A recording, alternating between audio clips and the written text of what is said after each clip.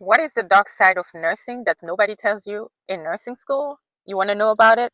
Stay tuned so I can tell you about nursing and the dark side of nursing that you need to know. Hi, my name is Nancy. I'm a registered nurse. Welcome to my channel. If you're just finding me today, here we talk everything about nursing, the nursing career, which I love. Don't get me wrong, I love nursing. Been a nurse for 5 years.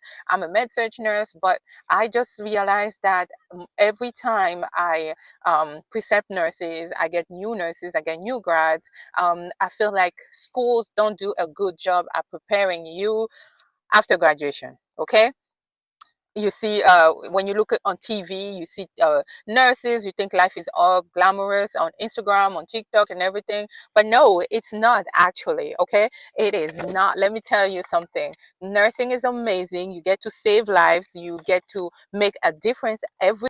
Don't get me wrong, I love nursing, been a nurse for 5 years, but there's a reality. Okay, so you have to be prepared. You have to mentally prepare yourself.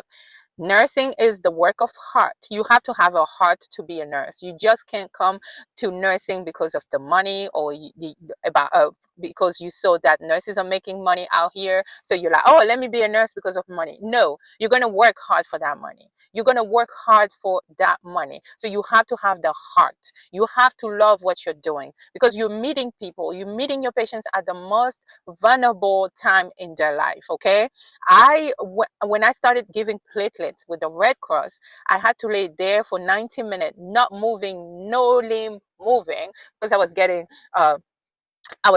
my blood got out from here, goes through the apheresis machine, and then comes back here, and then they remove the platelets. So I couldn't move.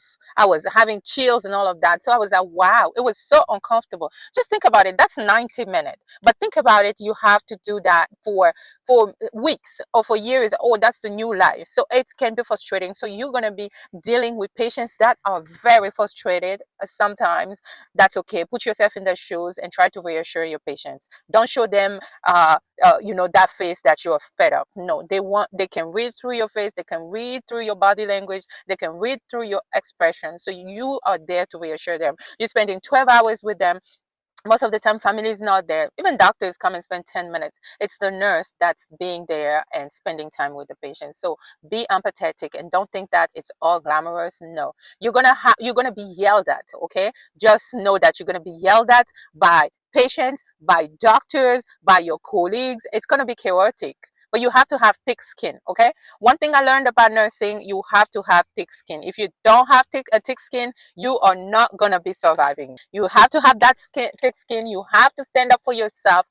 Some patients will try to bully you. Some nurses will try to bully you. Some techs, everybody in nursing, nutrition, everyone will try to bully you. But you have to stand up for yourself and stand up for what's right and communicate. Communication is key to everything. Okay, so that's number 2. Number 3, you're going to be working the longest hours ever. They said 12 hours. It's not 12 hours because you're getting there 30 minutes before and you might leave 1 hour after. So it's, I would say, 14 hours a shift. And some shifts you won't have time to eat, to drink, or to pee. Okay, make sure you pee and you drink, at least those, because you don't want to mess up your bladder, you don't want to get dehydrated and pass out. So it's hard. You stand up a lot and you are just running and running. It's never ending in nursing.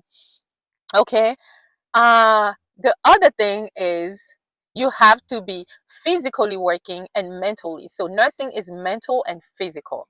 Sometimes we're sitting there charting, and the CNAs will think that, oh, nurses don't do anything. Oh my God! If you are not charting, your license you can lose your license, because guess what?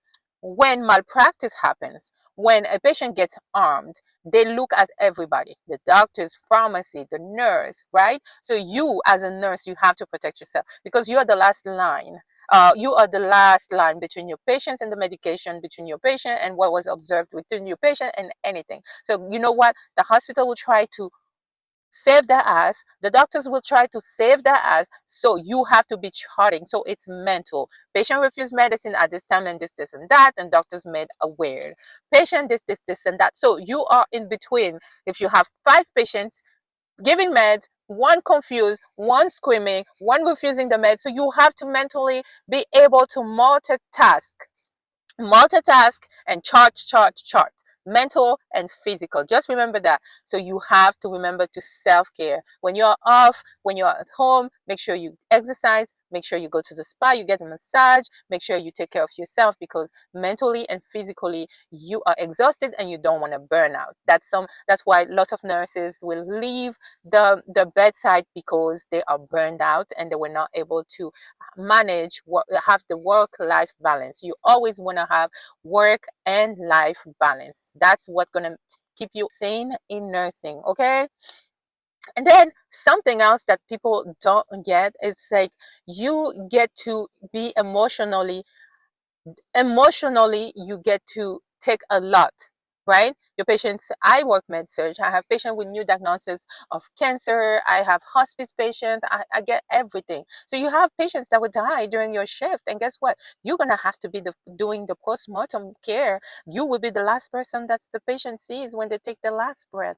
And for a lot of people, it does not sit well with them. They're not able to cope with all of that. So you have to stay mentally strong and make sure you seek for counseling. Most hospitals have counseling services. So if there's a lowest, you will have a code blue. A patient will suddenly stop or go into cardiac arrest, no matter the CPR, no matter the defibrillation, no matter the epinephrine that was given to the patient. The pulse will just not be found. It happens suddenly. It happens, but make sure you get the right help so you can be okay mentally to come and take care of your patients. So those are the few realities of nursing that I see.